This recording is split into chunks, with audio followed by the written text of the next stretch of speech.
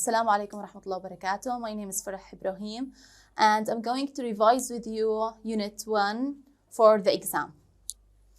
So first of all, you have to know the vocabulary in this unit. First, we have a peace of mind. It's a phrase. It means one's true thoughts or feelings about something. We have the word legal. It's an adjective. You must know which part of speech each word is. Legal, it means allowed by law. Profoundly means greatly or extremely. Sacrifice is a verb, means lose something for the sake of something. Overprotective, it's a very important word. It means protect too much. And we have the word perceive, which means become aware of somebody. The word drastic, it's an adjective. It means strong and effective. Attire, it's a noun. It means formal clothes. And counterpart, it's also a noun. It means equivalent. Taboo, it means forbidden. Body movements and punctual. These two words are in the workbook, and they mean dynamics, and punctual means strong and definite in expression or action. Punctual is an adjective. Second, you should know each word and each opposite word of it. So you have to say legal, the opposite word for it is illegal. Classic, the opposite of it is modern or new. Conservative, the opposite one is open-minded. Immediate, the opposite word of it is extended. And the last one, single, the opposite word is married. After that, we have which part of speech is the word. For example, we have guide. In the noun, it's the same, guide. In the adjective form, it's guidable. Reinforcement, the verb form of it is reinforce, and the adjective form is reinforced. Legalization, legalize and legal. Respect, respect and respectful. Value, value and valuable. These are words with their roots.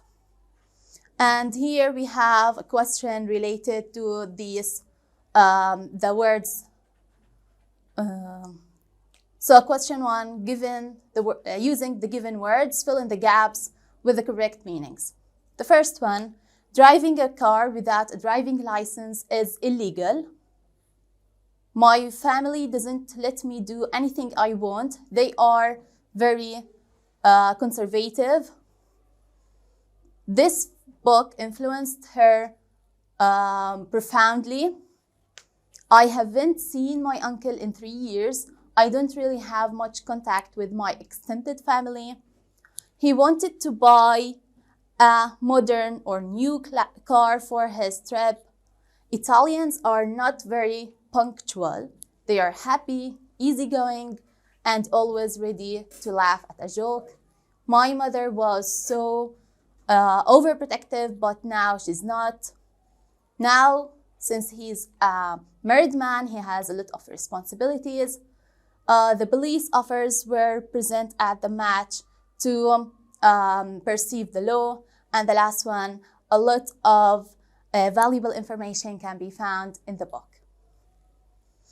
Okay, so after that, we have the grammar. In the grammar lesson, we talked about the present simple and the present continuous. How do we form each sentence, and how do we make the negative form of the present simple and present continuous, and what are the keywords for each one of them, and how to form questions using present simple and present continuous. The first question, read the sentences and circle the correct answer.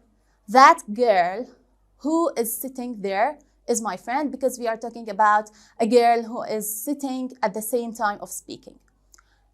Jake lives in Canada because it's a permanent situation. My mother doesn't clean the house every day because my mother is a singular subject. The device is not working. Please fix it because it is not a permanent situation and it will end very soon. She always travels abroad for study because we have the keyword always. It is a routine. Julia doesn't seem happy because it's a permanent situation. What do you eat every morning? Because it is a routine.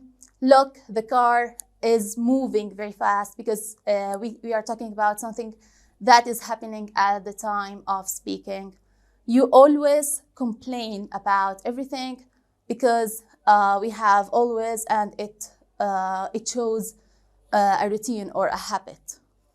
He is not wearing his suit today, because we are talking about something that is happening at the time of speaking. The second question, correct the underlined words. My brother go to work every day by his car. Go is incorrect. It must be goes. Listen, someone talks outside. Listen, it talks about something that it's happening at the time of speaking. So someone is talking outside, not talks. Do he work in a bank? He is a singular subject, so it takes does. My friend is visiting her grandparents every Friday. My friend visits her grandparents every Friday, because it's a routine or a habit. He is write a poem at the moment. He is writing. Mr. Mitchell doesn't work on Saturdays. Mr. Mitchell doesn't work on Saturdays. Okay, after that, in the language essentials, we talked about we talked about forms of a verb. We said that there are 3 forms of a verb. The first one, and the easiest one, is an infinitive, which is a verb in the base form.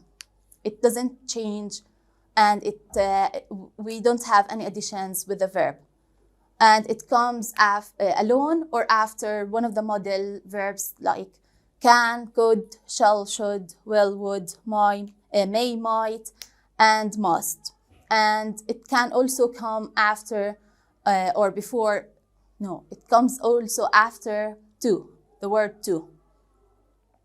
For example, let me help you. Here, help, it is an infinitive, and it came alone. You must read the story. Must here, it's one of the models, so it takes after it an infinitive verb. May I go to the bathroom? Here go, it came after may. It is an infinitive. The second form of a verb, it is a present participle form, and it is a verb that is formed by using the verb with the ing, and it is followed by a noun. It functions also as an adjective. For example, here, a caring mother, we are describing the mother that she is a caring mother. The boring girl, here, we are describing the girl, and an amusing story, we are describing the story. So there must be a noun after this present participle form.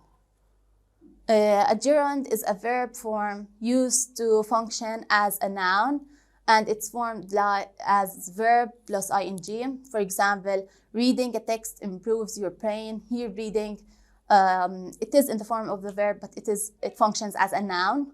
Writing a good story needs practice. Writing here is also a noun. Helping your mother is a must. And that's it. So we have this question. Question 1, read the sentences and then decide if the word or phrase is a participle, a gerund, or an infinitive. The first one, don't try to catch a running bus. We are describing the bus as a running bus, so it is a present participle here, participle. Number 2, sharing your meal with your friend is a sign of love. Here, sharing is a gerund because it functions as a noun. A girl needs a caring family in order to be successful. A caring family, we are describing the family, so it functions as an adjective, so it is a present participle. The fourth one, you should be careful with strangers. Be here is an infinitive verb. Sarah's favorite skill in school is writing. Here, writing, it functions as a noun, so it is a gerund. The last one, I might come late to school today. So come here is an infinitive verb. It came after one of the models, which is might. Now, the useful expressions. We talked about how we greet people and how we introduce friends and family members to other people, and how do we ask about how do we ask a friend about their family. So the first question, write a question for the answer given. This is my brother Ahmed. So the question should be, who is this? Who is this? This is my brother Ahmed. Number 2, my father is an engineer. The question should be, what does your father work? Or what does your father do? So what does your father do? My father is an engineer. She is 5 years old. The question should be, how old is your sister? She is 5 years old. Number 4, my family is big. The question should be, do you have a big or small family? My family is big. The last one, I have 2 brothers and 5 sisters. How much do you have brothers or sisters? And that's it. Thank you for listening.